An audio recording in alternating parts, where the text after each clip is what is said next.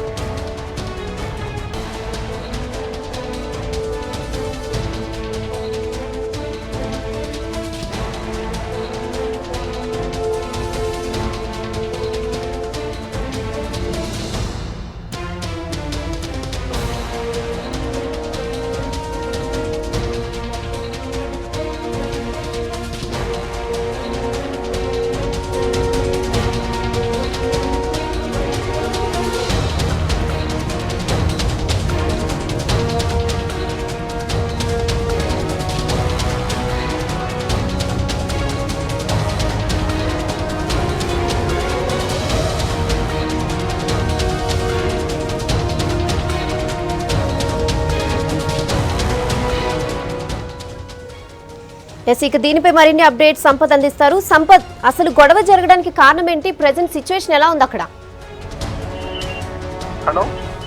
Hello Sampath, చెప్పండి, గొడవ ఎందుకు జరిగింది? అక్కడ సిచ్యువేషన్ ఎలా ఉంది ప్రెజెంట్?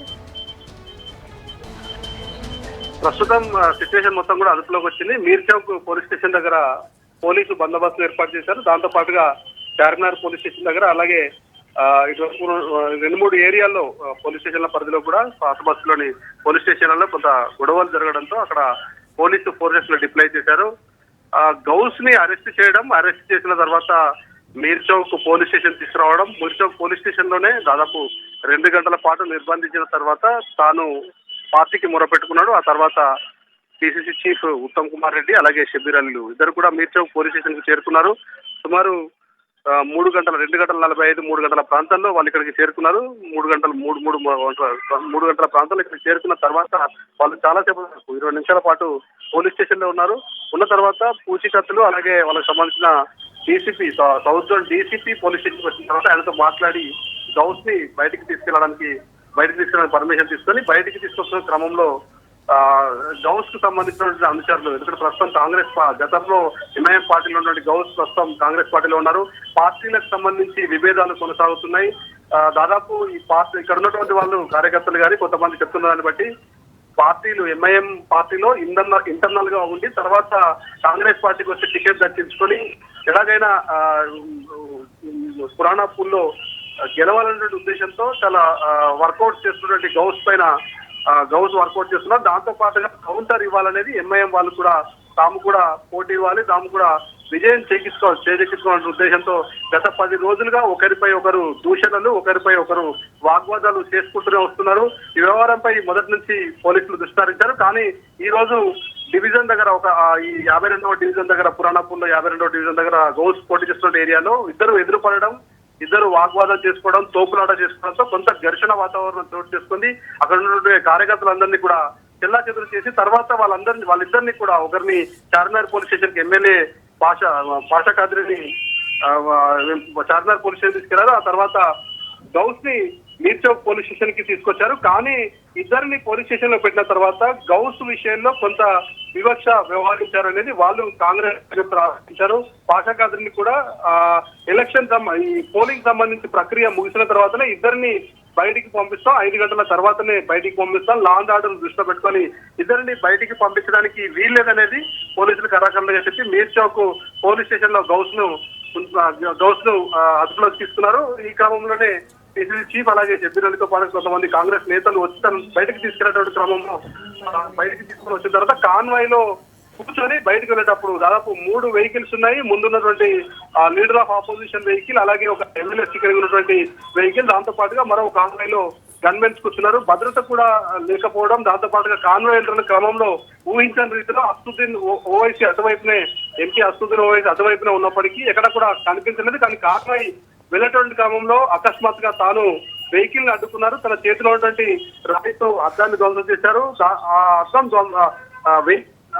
గ్లాసెస్ డ్యామేజ్ చేసిన సందర్భంలోనే అటువైపు ఉన్నటువంటి ఎంఐఎం కార్యకర్తలు కావచ్చు, లేదంటే అసదుద్దీన్ సంబంధించిన ఫాలోవర్స్ కొంతమంది డోర్ తీసుకొని వాళ్ళపైన దాడికి యత్నించారు. సో దాడికి యత్నించిన టైం లోనే అప్పటికే పోలీస్ చాలా తక్కువగా ఉంది. ఎందుకంటే మీర్ చౌక్ దగ్గర ముందస్తుగా పోలీస్ లేదు. ఇది ఊహించని ఘటన కాబట్టి ఒక్కసారిగా ఫోర్స్ తక్కువగా ఉంది. ఉన్నటువంటి లోకల్ మీర్ చౌక్ పోలీసులే అటువైపుగా వెళ్లి లాఠీలు పిలిపించారు. అటువైపు వాళ్ళందరినీ కూడా చెల్లా చెదురు చేశారు. విషయం చక్కదిద్దే లోపే వెహికల్ డ్యామేజ్ అయింది. తర్వాత లోపలికి కూడా ఉన్నటువంటి కార్యకర్తలు కూడా ఇద్దరిని అదుపులోకి తీసుకొని వాళ్ళిద్దరిని కూడా మీర్ చౌక్ పోలీస్ స్టేషన్ లోపల ఉంచారు.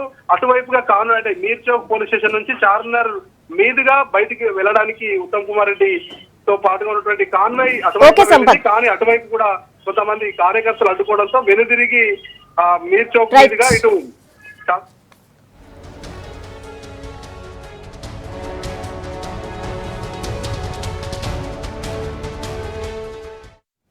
ఇవి ఇప్పుడు updates. Stay tuned to V6 news as it is.